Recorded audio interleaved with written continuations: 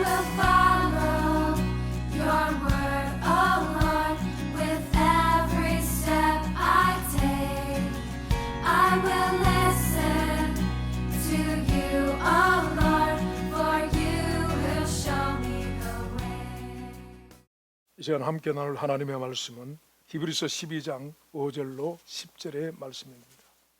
또 아들들에게 권하는 것 같이 너에게 권면하신 말씀을 잊었도다. 일러스되 내 아들아 주의 징계하심을 경여기지 말며 그에게 꾸지람 받을 때에 낙심하지 말라.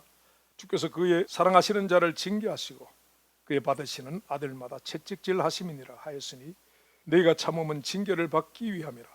하나님의 아들과 같이 너희를 대우하시나니 어찌 아비가 징계하지 않는 아들이 있으리요. 징계는 다 받는 것이오늘 너에게 없으면 사생자요 참 아들이 아니니라. 또 우리 육체의 아버지가 우리를 징계하여도 공경하였거늘 하물며 모든 영의 아버지께 더욱 복종하여 살려하지 않겠느냐. 저희는 잠시 자기 뜻대로 우리를 징계하였거니와 오직 하나님은 우리의 유익을 위하여 그의 거룩하심에 참여케 하시느니라. 아멘. 백유읍장, 백유읍테라라는 고사성으로 널리 알려진 이야기가 있습니다.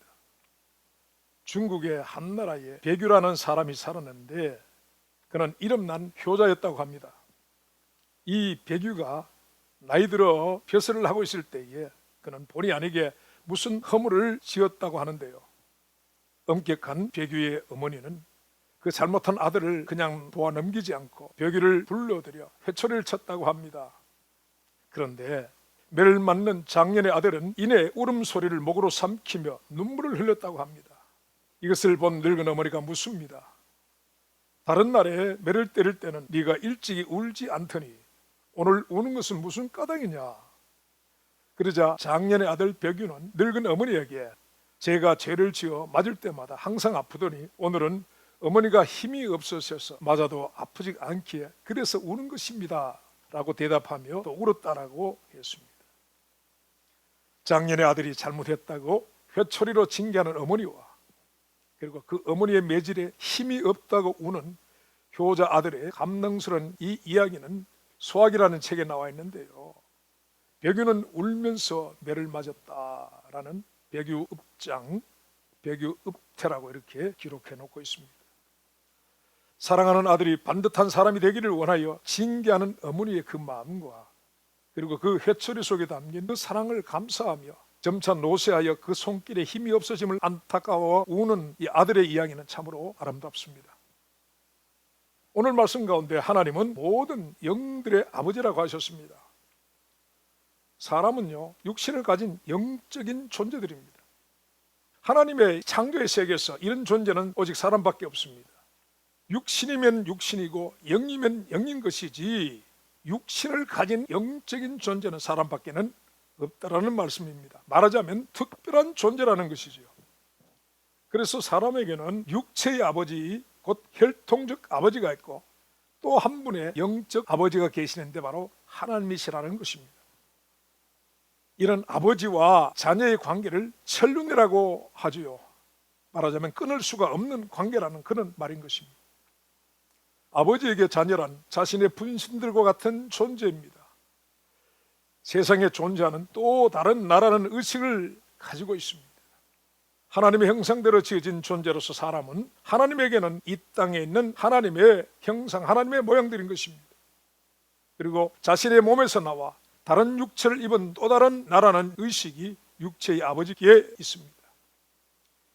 그래서 이 분신들인 사람을 향한 영적 아버지인 하나님의 사랑을 우리는 아가페라 하고 그리고 육체의 아버지의 사랑을 스톨게라고 합니다. 이 스톨게는 혈족 애를 말합니다. 부모 자식 사이에 피를 얽힌 사랑을 말하는 것입니다. 그래서요, 이 사랑은 인륜을 넘어서 천륜의 사랑이라고 할 수 있습니다. 친구 간의 우정 혹은 사랑을 말하는 필레아는요, 이성 간의 사랑과 또 친구 간의 우정 혹은 사랑을 말하는 필레아나 이성 간의 사랑과 애정인 에로스는 상대방의 장점이나 매력 때문에 생기기 때문에 만일 그 조건이 없어지면 그 사랑은 소멸하거나 약화가 되게 됩니다. 그러나 부모의 자식에 대한 사랑은 그렇지 않습니다. 자식이 가진 조건에 의해서 생겨난 사랑이 아니기 때문인 것입니다. 자녀라는 그 존재 자체를 인한 가장 순수하고 이기적 욕망을 떠난 사랑이라고 할 수 있는 것입니다. 그래서요, 이 사랑은 완전하지 않고 때로 편협하고 미숙하고 맹목적인 형태로 나타나기도 하지만, 그러나 이 사랑만이 우리의 이성과 지성과 감성으로는 도무지 이해할 수 없는 하나님의 사랑 아가페를 이 땅에서 더듬어 알 수 있는 사랑이 된다는 것입니다. 스톨게와 아가페의 사랑, 육체의 아버지와 하나님 아버지의 사랑, 이런 사랑이 자녀들에게 나타나는데 동일한 형태로 나타나는 곳이 있다라고 말씀합니다. 성경은요, 불의한 세상에서 자녀들이 타락하지 않고 그릇된 삶에서 돌이켜 선한 삶을 살기를 원하고 반듯하게 살기를 원하는 이 두 사랑이 자녀들에게 징계와 채찍으로 나타난다라고 오늘 말씀하고 계십니다. 하나님이 아들같이 너희를 대우하시나니 어찌 아비가 징계하지 않은 아들이 있으리요? 이것이 너에게 없으면 사생자요 참 아들이 아니니라, 이렇게 말씀합니다. 그래서 여러분, 이 징계에 담긴 의미는요, 참으로 중하고 무서운 것이라는 것입니다. 근데 여러분, 참으로 놀랍게도 이 세상에 존재하는 사람들 가운데는 하나님과 상관이 없는 사생자와 그리고 그 가운데 하나님이 받으시는 참 아들로 구분이 된다라고 하는 것입니다. 그래서 여러분, 아들에게만 나타내시는 이 징계란 모든 영들의 아버지신 하나님께로부터 우리가 버려진 사생자인가 아니면 그분이 받으시는 참 아들인가를 알 수 있는 가장 중요한 증거라고 하는 것입니다. 징계가 없으면 바로 사생자이고 참 아들이 아니다라고 그렇게 말씀하고 있습니다. 로마서 1장 26절에는 하나님이 버려두시는 자가 있다라고 합니다. 이것을 신학적인 용어로 말하자면 유기된 자들이라는 것입니다. 성경은 사람이 가장 비참하게 되는 것은 세상의 물질과 권력과 명예 그리고 건강을 잃는 것이 아니라고 합니다. 그것은요, 하나님으로부터 유기되는 것이라고 하는 것입니다. 그리고 하나님이 사람들을 버려두시는 그 이유를 성경은 분명하게 밝히고 있습니다. 그들은요, 그 마음에 하나님 두기를 싫어하므로 하나님이 그들을 상실한 마음대로 내어버리사 합당치 못한 일을 하게 하셨다라고 합니다. 여러분, 사람이 그 마음에 하나님 두기를 싫어하는데 하나님이 그를 또한 싫어하는 것이 당연한 것이 아니겠습니까? 하나님이 어디 있는 자라고 하는 인생을 하나님이 미워하십니다. 하나님이 나와 무슨 상관이 있는 자라고 하며 하나님 없이도 살 수 있다라고 하는 인생을 하나님은 가증히 여기십니다. 사람이 자신의 존재의 근원을 부인하는, 그래서 이런 참남한 인생들을 하나님도 버리시고 그들이 자신을 방탕에 방임하도록 버려두신다라고 하는 것입니다. 여러분, 하나님의 관심과 간섭으로부터 벗어난 존재들, 여러분, 이들은요, 영적인 사실로는 사람이 처질 수 있는 가장 두렵고 비참한 상황이라고 하는 것입니다. 그런데 하나님이 버려두신 가운데 있는 완악한 인생들은요, 하나님이 이렇게 자신들을 버리셔서 자신들이 스스로 자신을 방탕에 방임하도록 버려두신 이것을 그들은 자유롭게 생각한다는 것입니다. 그리고 하나님을 마음에 두기를 싫어하는 그 상실한 마음에서 합당치 못하게 행하는 이 방탕과 방종을 누림이라고 생각을 한다는 것입니다.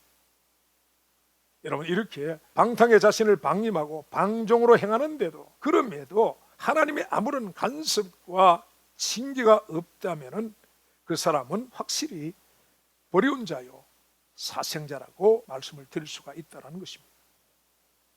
여러분, 하나님은요, 자녀의 그릇됨을 징계하시며 채찍질 하시는 하나님이신 것을 믿으시기 바랍니다. 민수기 12장에 모세가 구수 여자를 취한 일로 그의 누이 미리암과 그의 형 아론으로부터 비방을 당하게 됩니다. 여러분, 우리가 잘 아는 것처럼 아론과 미리암은 말을 잘하는 사람들입니다. 그런데 모세는 말이 어눌한 사람이었다고 하는 것입니다. 그래서요, 형과 누나의 일방적인 비난에 모세는 그저 하나님 앞에 엎드릴 수밖에 없었다라고 하는 것입니다. 그런데 이런 이들 사이에서 이들의 모든 말을 듣고 계신 분이 있었는데요, 그분은 바로 하나님이셨습니다. 하나님은 그 셋을 하나님의 회막으로 부르시고 그 장막문 앞으로 두 사람 미리암과 아론을 불러 모세를 비방하던 그들에게 진노하시고 그들을 책망하시고 그들을 떠나셨다라고 합니다. 그런데요, 이후에 이 일의 주동자였던 미리암에게 갑자기 문둥병이 발하게 되었다고 하는 것입니다. 미리암은 여선자요, 아론은 대제사장입니다. 그리고 모세는 이스라엘의 지도자였지만 그러나 그들은 형제요 자매 사이입니다. 그런 그들의 다툼과 비방을 듣고 계셨던 하나님은 그들의 아버지로 그들 가운데 개입을 하시게 된 것입니다. 그리고 아버지로서 그들의 잘못을 판단하시고 징계를 내리십니다. 징계의 해초리가 바로 미리암의 문둥병이었습니다. 이런 하나님의 징계를 지켜보던 아론이 절망하고 모세에게 간청을 합니다. 민수기 12장 11절로 12절 말씀에 아론이 이에 모세에게 이르되 슬프다 내 주여, 우리가 우매한 일을 하여 죄를 얻었으나 청컨대 그 허물을 우리에게 돌리지 마소서. 그로 살이 반이나 썩고 죽어서 나온 자같이 되게 마옵소서라고 했습니다. 그러자 13절 말씀에 모세가 여호와께 부르짖어 가로되 하나님이 영원컨대 그를 고쳐 주옵소서 간청을 합니다. 이러한 모세의 간절한 부르짖음을 들으신 하나님이 말씀하십니다. 민수기 12장 14절 말씀에 여호와께서 모세에게 이르시되 그의 아버지가 그의 얼굴에 침을 뱉었을지라도 그가 7일간 부끄러워하지 않겠느냐, 그런즉 그를 진 밖에 7일 두고 그 후에 들어오게 할지니라 하셨습니다. 여러분, 주님의 이 말씀을 오늘 우리는 히브리서 12장 9절의 말씀으로 해석할 수가 있습니다. 또 우리 육체의 아버지가 우리를 징계하여도 공경하였거늘 하물며 모든 영의 아버지께 더욱 복종하여 살려 하지 않겠느냐라는 것입니다. 이렇게 하나님의 징계는 두렵습니다. 산전수전을 다 겪은 모세와 아론을 두려움으로 떨게 했고 미리암을 절망케 하였습니다. 그러나 여러분, 이 징계는 영의 아버지로서 사랑하는 자녀들을 그의 거룩하심에 참여케 하시기 위한 징계요, 의의 평강한 열매를 맺게 하시려는 하나님의 징계라는 것입니다. 육체의 아버지가 얼굴에 침을 뱉어도 7일간의 자숙의 시간을 가지며 공경했거늘 하물며 모든 영의 아버지로부터 받는 징계로 그 아버지를 더욱 복종하며 살아야 하지 않겠느냐라고 하시고 계시는 것입니다. 여러분, 하나님은 사랑하신 자를 징계하시고 그의 받으시는 아들마다 채찍질을 하시는 하나님이시라는 것을 이렇게 구약에서 계시하고 있는 것입니다. 하나님은 사랑이시라. 아멘이십니까? 아멘입니다. 진실로 그러합니다. 그러나 여러분, 하나님의 사랑은요, 오늘 현대 기복주의와 인본주의의 기독교인들이 생각하는 사랑과는 다른 차원의 사랑이라고 하는 것입니다.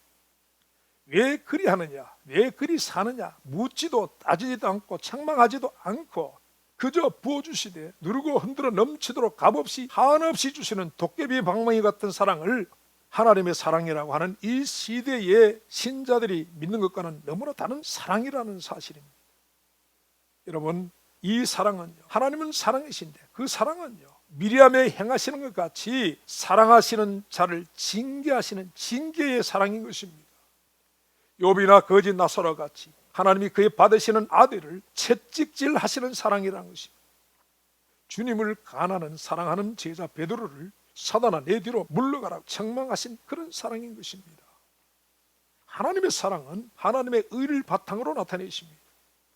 동시에 하나님의 의도 하나님의 사랑을 바탕으로 합니다. 하나님의 의와 사랑은 한 분 하나님의 두 속성이십니다. 그러나 이 의와 사랑은 본질에서 하나로서 그 넓이와 길이와 높이와 깊이가 동일하십니다. 그래서요, 좌로나 우로나 치우치지가 않으신다는 것입니다. 이 의와 사랑은 서로를 통해 충족되시고 서로를 통하여 나타내십니다. 그래서 하나님의 사랑을 거룩하신 사랑이라고 하는 것입니다. 사랑이시지만 거룩에서 나오는 사랑이라고 하는 것입니다.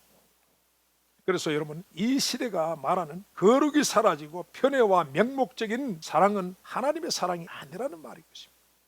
하나님은 사랑이시라고 한 사도 요한이 말하는 그 하나님의 사랑은 이 시대의 기복주의 신자들이 노래하는 당신은 사랑받기 위해 태어난 사람이라고 하는 맹목적인 그런 사랑이 아닙니다. 그 사랑은 하나님의 사랑이 아니라는 것입니다.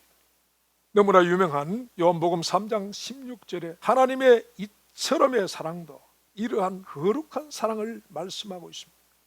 하나님이 세상을 이처럼 사랑하사 독생자를 주셨으니 이는 저를 믿는 자마다 멸망치 않고 영생을 얻게 하려 하심이라 말씀하셨는데, 하나님의 이처럼의 사랑은 바로 요한복음 3장 14절을 기반으로 하는 사랑이신 것입니다.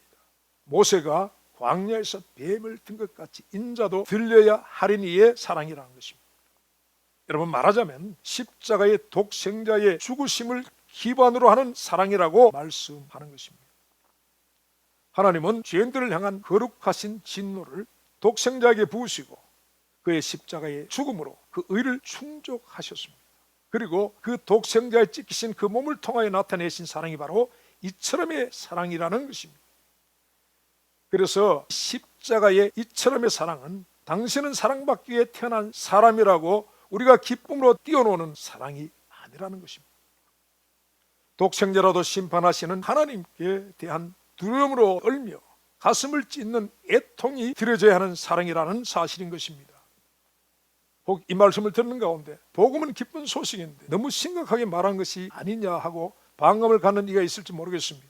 그리고 나도 전에 한두 번쯤은 심각하게 그런 사실을 생각해 본 적이 있다라고 하는 분도 있을 것입니다. 그래서 더 이상 그런 사실에 대해서 심각하게 생각할 필요가 없다라고 하는 이유가 있을 것입니다. 그런 것은 믿음이 아니라 불신앙이라고 그렇게 말하시는 분들입니다. 이제 십자가로서 천국과 구원이라는 목적을 이루었으니 부자처럼 이 땅을 누리고 연락하며 그저 기뻐하면 된다라고 하는 항변하는 분들입니다. 하나님의 독생자가 나를 대신하여 죽임당하여 계신 십자가를 바라보면서 만일 여러분의 마음이 이러하다라면 두려워하시기 바랍니다. 만약 그렇다면 여러분은 하나님의 은혜에서 끊어진 자요 버림받은 자일 수가 있습니다. 그것은 자기를 위하여 예수가 필요한, 곧 자기 목적을 이루기 위하여 예수를 수단으로 방편으로 삼는 자에게 나타나는 전형적인 증상이라고 할 수 있는 것입니다. 여러분, 이것은 십자가의 도가 아닙니다. 십자가의 도는 나를 위하여 죽임당하신 그분을 목적으로 합니다. 그분을 얻고 그분 안에서 발견되기 위한 것이 십자가의 도입니다. 십자가의 도 안에는 내가 없습니다. 거기에는 나를 위하여 죽임당하신 그분만이 있습니다. 그래서 내 안에 그분만이 사시는 것이라는 것입니다. 이 십자가의 사랑은 믿는 자들로 하여금 영원한 숙연함과 두려움을 갖게 하는 사랑인 것입니다. 하나님의 이처럼 사랑을 믿음으로 받아들이는 자는 십자가 앞에서 만나는 하나님의 사랑에 두려움으로 떠는 자들이라고 하는 것입니다. 무익하고 미천한 죄인들의 구원을 위하여 자신의 독생자라도 십자가의 죽음으로 징계하시는 그 하나님의 사랑을 만나는 자는 떨게 됩니다. 그 사랑 안에 충만한 것이 바로 하나님의 공의이기 때문이라는 것입니다. 로마서 5장 8절 말씀에 우리가 아직 죄인 되었을 때에 그리스도께서 우리를 위하여 죽으심으로 하나님께서 우리에 대한 자기 사랑을 확증하셨느니라고 말씀합니다. 여러분, 이러한 하나님의 확증된 사랑은 단 한 번의 십자가의 사랑입니다. 십자가는 단 한 번의 은혜입니다. 하나님의 독생자가 두 번 죽임당하시는 그런 십자가는 없습니다. 두 번의 십자가는 없다는 말씀입니다. 여러분, 이 십자가는요 하나님의 한계입니다. 그 사랑의 넓이와 길이와 높이와 깊이를 더할 수 없는, 전능하신 하나님이 더 이상 하실 수 없는 한계가 십자가라는 것입니다. 그래서 여러분, 끝내 하나님의 그 사랑을 저버리고 회개로 돌이키지 않는 그런 자가 받을 것은요 심판밖에 없다는 사실을 기억해야 할 것입니다. 그런데 여러분, 하나님의 이 십자가를 통하여 확증하신 그 사랑의 하나님이 오늘 이 세상을, 그리고 오늘 우리들을 징계하고 계십니다. 호세아 선지자는 남편을 버리고 정부를 따라갔던 아내 고멜을 위하여 은 15개와 보리 한 호멜 반을 속전을 지불했습니다. 그러나 하나님은요 죄인된 우리를 위하여, 이 죄된 세상을 위하여 독생자의 죽으심을 속전으로 지불하시게 됩니다. 그러나 여전히 고멜처럼 다시 세상과 연애에 빠져 하나님을 저버리고 폐역에 빠진 자들을 위하여 이제 하나님은 친히 그 징계의 채찍을 행하고 계신다는 것입니다. 여러분, 고멜은요 끝내 회개치 않고 파밀로 달려가던 저 북이스라엘을 의미합니다. 하나님이 그들에 대하여 오래 참으심과 긍휼을 끝내 저버린 그 북이스라엘의 최후는 멸망이었습니다. 여러분, 지금의 온 세상은 온역의 풍랑으로 침몰해가는 배와 같습니다. 다시스로 가던 배가 맞이한 풍랑의 이유는 사명을 저버린 요나 때문이었습니다. 그리고 이 시대가 맡고 있는 온역의 이유를 묻는 제비를 뽑는다면 이 시대의 요나들인 우리들 때문일 것입니다. 살았다는 이름은 가졌으나 실상은 죽은 자인 4대 교회와 나는 부자하여 부유하며 부족한 것이 없다 하나 실상 공고한 것과 가르는 것과 가난한 것과 눈먼 것을 알지 못하고 차지도 아니하고 덥지도 아니한 이 마지막 시대의 라오디게아 교회들 예물이라는 사실인 것입니다. 계시록 3장 19절에서 그리스도께서 이 라오디게아 교회에 말씀하십니다. 물은 내가 사랑한 자를 책망하여 징계하노니 그러므로 네가 열심을 내라 회개하라 말씀합니다. 주님은요 사랑하는 자를 책망하시고 징계하시는 분이시라는 사실입니다. 지금 이 온 세계는 하나님의 이러한 징계 가운데 있습니다. 다시 말씀드립니다. 이 언약은 유기하신 자, 하나님이 유기하신 자들에 대한 심판이 결코 아닙니다. 이 언약은요 사랑하시는 자들을 죄에서 돌이키시고자 자녀들에게 행하신 하나님의 징계의 채찍질입니다. 파멸과 고생의 길에서 돌이켜 하나님의 거룩하심에 참맺게 하시려는 하나님의 사랑이여 의의 평안 열매를 맺게 하시려는 하나님이 주시는 회개의 기회라는 사실을 믿으시기 바랍니다. 여러분, 하나님은 버리신 자를 징계하고 채찍질하지 않습니다. 그저 방탕에 방임하게 하셨다가 심판하실 뿐인 것입니다. 그러나 사랑하는 자를 책망하시고 받으시는 아들을 징계하셔서 채찍질 하시는 분이 바로 하나님이시라는 것입니다. 여러분, 그래서 지금 하나님은 온 세상에 하나님의 사랑을 나타내고 계신다라고 할 수 있다는 것입니다. 지금 우리를 징계하고 채찍질하시는 그 손에는요 못자국이 있습니다. 지난날 죄인들의 구원을 위하여 십자가에 못 박히셨던 자국입니다. 그 손길에 징계를 당하는 우리의 자세는 노쇠한 어머니의 혀철을 맞으며 울었던 한나라의 효자 백유의 자세가 되어야 합니다. 주님이십니까? 여쭈어보고 그리고 못장난 그 손길을 확인했다면 우리는 즉시 다윗의 회개의 자리에 들어가야 합니다. 시편 51편 3절에서 4절 말씀에 내 전하는 내 죄가를 아오니 내 죄가 항상 내 앞에 있나이다. 내가 죽기만 범죄하여 주의 목전에 악을 행하였사오니 주께서 말씀하실 때에 의로우시다 판단하실 때에 순전하시다 하리이다 해야만 한다는 것입니다. 나를 징계하시고 채찍질하시는 당신은 의로우시며 순전하십니다. 나는 당신의 징계와 심판을 당하기에 합당한 자니이다입니다. 나를 위하여 못 박히셨던 그 손길이 나를 때리시는데 우리가 어찌 피하려 들며 핑계를 댈 수가 있겠습니까? 그분의 못장난 발이 나를 밟아 온 우주에 흩으신들 어찌 그것을 우리가 불평할 수가 있겠습니까? 여러분, 그분의 판단은 옳으십니다. 영원히 옳으신 것입니다. 죄인된 나를 위하여 당신의 전부를 내어주신 그분이 나를 징계하시고 채찍질 하신다라면 그분의 그 판단과 그 말씀은 영원히 순전하시고 의로우신 것입니다. 그래서 서로 그분의 못장난 손이 나를 들어 저 지옥에 던질지라도 나를 향한 그분의 진노는 합당하시며 찬양을 받으셔야 하시는 것이라는 것입니다.